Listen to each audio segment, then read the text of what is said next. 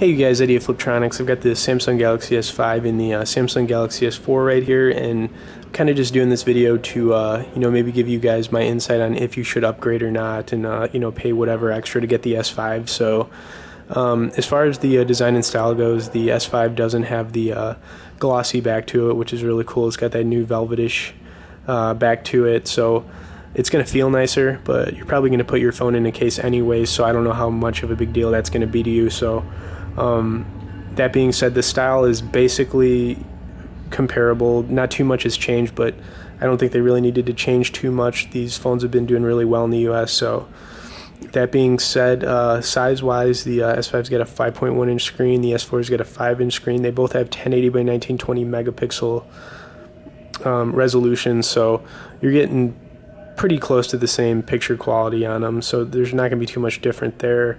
The S5 just weighs a little bit more, the S5 weighs like a little over 5 ounces. The S4 is like 4.6 or 7, so weight-wise, not going to be much of a difference. But what will be a difference and might be worth upgrading to you guys is that these cameras are different. The S4's got a 13 megapixel back camera on it with a 2 megapixel front facing camera, and the S5's got a 16 megapixel back camera with a 2.1 front facing camera. So camera wise, I love the S5. It takes great video and pictures. So does the S4, but I could definitely see a difference using the S5 just in the clarity and consistency of pictures and video. So I think that's probably important if you like to use your phone a lot for that. This is also going to be really important, the hardware of these two devices. So the S4's got a 1900 megahertz quad-core processor on it. It also allows up to a 64 gigabyte SD card. And the S5's got a 2500 megahertz quad-core processor on it. Allows up to 128 gigabyte SD card.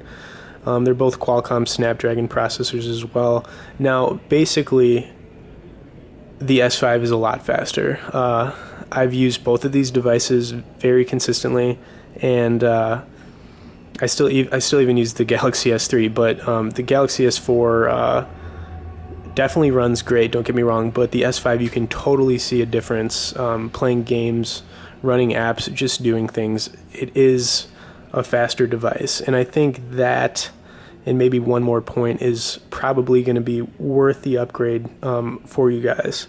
And my last point here is going to be battery life. This is such a huge thing to anybody with a phone. So the Galaxy S4 has a 2600 mAh removable battery in it, and the Galaxy S5 has a 2800 removable battery in it. So the battery sizes on both devices are very comparable, but I've seen a huge difference in battery life compared to the Galaxy S4.